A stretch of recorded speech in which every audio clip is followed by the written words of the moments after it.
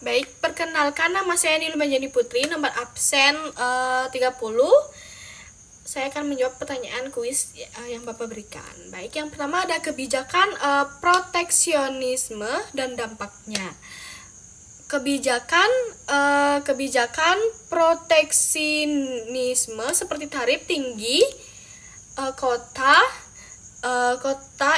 impor atau pembatasan perdagangan sering dimaksudkan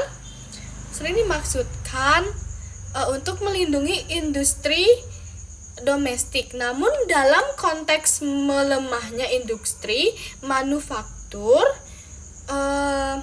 di global, langkah ini justru cenderung memperburuk situasi karena yang pertama itu mengurangi perdagangan internasional. Permintaan global menurun karena biaya impor meningkat. Dan kedua, mengganggu rantai pasok global. Bahan baku dan komponen jadi lebih mahal atau sulit diperoleh. Yang ketiga, ada memicu retaliasi perdagangan atau negara lain membalas dengan kebijakan serupa mempersempit pasar ekspor. Jika proteksionisme dilakukan secara ekstrim, pemulihan industri manufaktur global akan melambat.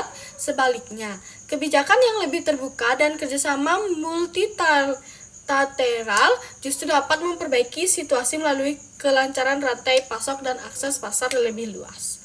Baik, selanjutnya yang kedua, ada tantangan dan solusi transformasi digital di negara berkembang. Tidak semua bisa cepat mengadopsi inovasi teknologi dan otomatisasi dikarenakan yang pertama ada keterbatasan dari infrastruktur digital atau misalnya seperti internet, jaringan stabil, yang pertama ada kurangnya SDM terampil di bidang teknologi, manufaktur, dan digital.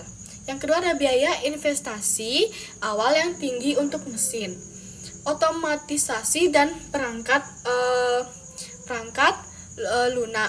Yang ketiga ada hambatan regulasi yang memperlambat integrasi teknologi baru.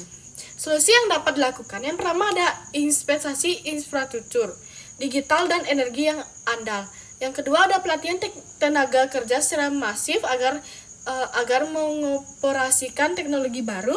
Yang kedua ada skema pembiayaan seperti subsidi atau insentif pajak bagi pelaku industri yang mengadopsi teknologi.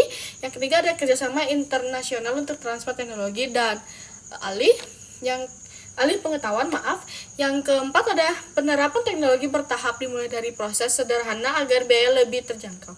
Dengan langkah tersebut, negara berkembang dapat lebih efektif mengimplementasikan transportasi digital di sektor manufaktur sehingga dapat bersaing secara global. Baik, sekian, terima kasih yang dapat saya jelaskan.